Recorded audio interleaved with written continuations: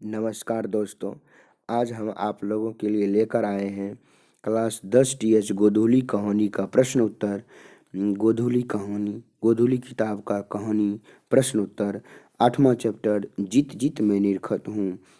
पंडित बिरजू महाराज के द्वारा लिखित यह साक्षात्कार है। पंडित बिरजू महाराज के द्वारा जीत जीत मैं निरखत हूँ लिखा गया यह साक्षात्कार है।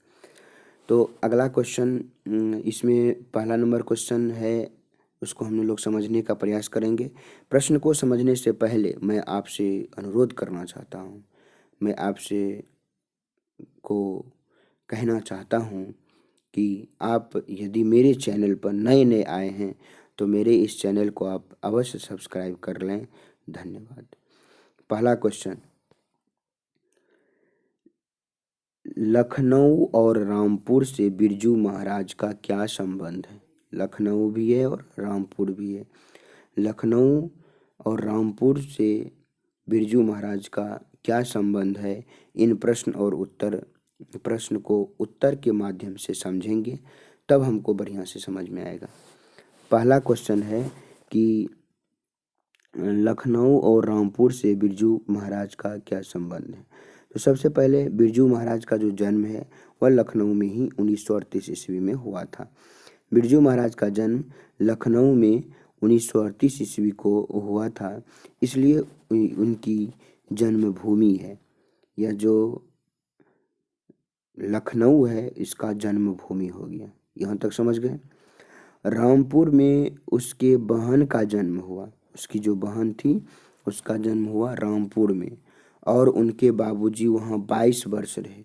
तो समझिए, जहाँ पर रामपुर में जो उसके बाबूजी रहे 22 वर्ष, तो बिरजू महाराज भी वहीं पर रहे होंगे। कहने का मतलब ये हुआ, तो रामपुर में उनके बहनों का जन्म हुआ और उनके बाबूजी वहाँ पर 22 वर्ष रहे। इस प्रकार बिरजू महाराज का संबंध इन दोनों जगहों से था। मतलब कि लखनऊ जो था बिरजू महाराज का जन्मभूमि रहा और रामपुर जो था वह उनका कर्मभूमि रहा। समझ गए बात को। दूसरा क्वेश्चन, रामपुर के नवाब की नौकरी छूटने पर हनुमान जी को प्रसाद क्यों चढ़ाया? रामपुर के जो नवाब थे, नवाब कहते हैं उस समय पहले के जमानों में नवाब हुआ करता था, जिसको हम लोग राजा या सम्राट कह सकते हैं एक भाषा में। तो रामपुर के जो नवाब थे उनके यहाँ नौकरी छूटने पर हनुमान जी को प्रसाद क्यों चढ़ाया? रामपुर के नवाब की नौकरी, तो जो बिरजू महाराज के जो बाबूजी थे ना, वो रामपुर के नवाब के यहाँ नाच करते थे, नृत्य करते थे। तो नृत्य करते थे तो उसके यहाँ नौकरी छूट गई, तो उन्होंने हनुमान जी को प्रसाद चढ़ाया। आखिर क्यों चढ़ाया, इसके लिए हम लोग समझते हैं। बिरजू महाराज की इतनी छोटी उम्र में नाचना शायद उसके बाबूजी को पसंद नहीं था। कहता है कि बिरजू महाराज जो थे अपने बाबूजी के साथ में ही चले जाते थे नाचने के लिए। तो वो तो बच्चे थे, बिरजू महाराज बच्चे थे, लेकिन ये जो उसके बाबूजी थे वो थोड़ा सा बूढ़े हो गए थे। तो आप लोग जानते होंगे कि जो बड़े लोग होते हैं या जो उम्र में बड़े हो जाते हैं, तो उसको नाचना उतना अच्छा नहीं लगता है जितना अच्छा बच्चे नाचते हैं। तो बच्चे का नाचना सबको पसंद आता है। तो उसके जो बाबूजी थे, बाबूजी के साथ में वो चले जाते थे नाचने के लिए, लेकिन बाबूजी को उतना छोटी उम्र में नाचना उसको ज़्यादा पसंद नहीं था। बिरजू महाराज के पिताजी को इतना पसंद नहीं था। तो उन्होंने क्या किया कि बिरजू महाराज का इतना छोटी उम्र में नाचना शायद उसके बाबूजी को पसंद नहीं था, इसलिए रामपुर के नवाब की नौकरी छूटने पर उन्होंने हनुमान जी को प्रसाद चढ़ाया। कहने का मतलब ये हुआ कि बिरजू महाराज की जो नाचने का छोटी उम्र में जो नाचता था वो बाबूजी को पसंद नहीं था, और रामपुर के नवाब का कहना था कि यदि तुम इस छोटे से बच्चे को नाचने के लिए नहीं आओगे तो मैं तुमको नौकरी से निकाल दूंगा। तो ऐसा ही हुआ, तो उसको मना कर दिया, तो बिरजू महाराज नहीं गया। और जब बिरजू महाराज नहीं गया तो रामपुर के नवाब ने इसको नौकरी से हटा दिया।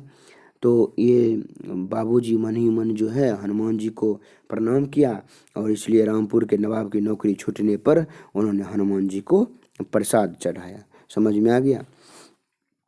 तीसरा क्वेश्चन है कि नृत्य की शिक्षा के लिए, मतलब नृत्य की जो शिक्षा होती है, नाचने की जो कला होती है, वो शिक्षा के लिए पहले पहल बिरजू महाराज किस संस्था से जुड़े, वहाँ किनके संपर्क में आए। तो सबसे पहला नंबर क्वेश्चन है कि बिरजू महाराज किस संस्था से जुड़े।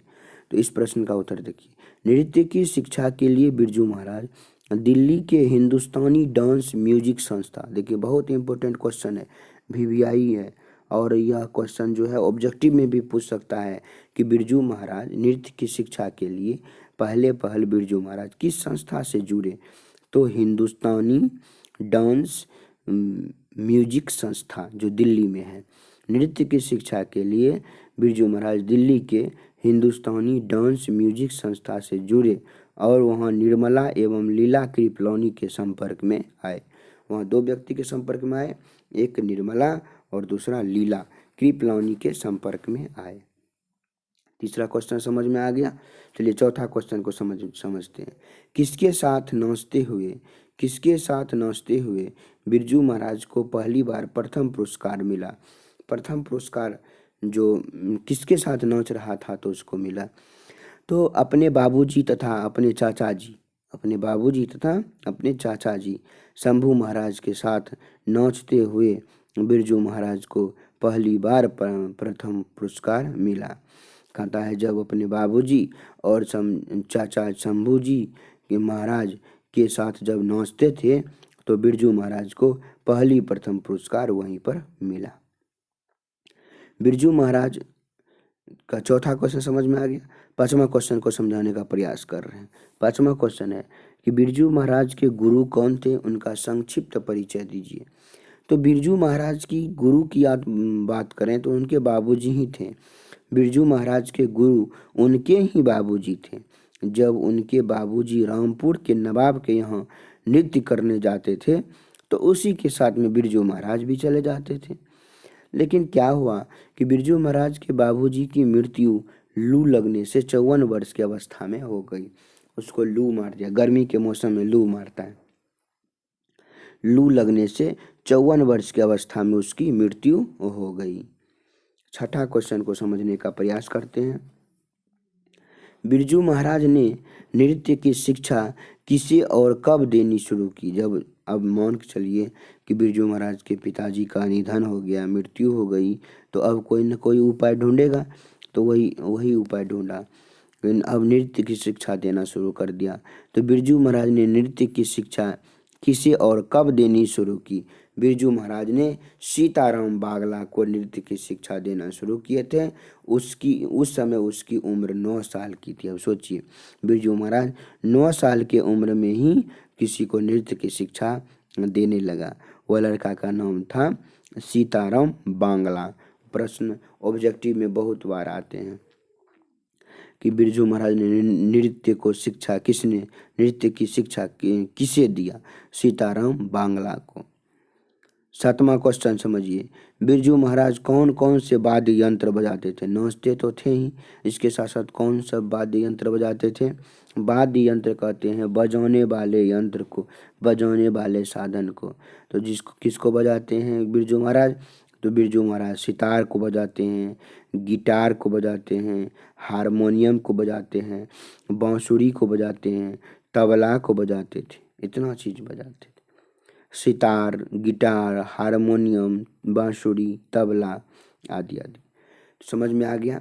मैं आशा करता हूँ कि आपको इन सभी प्रश्नों का उत्तर अच्छे से समझा दिए हों।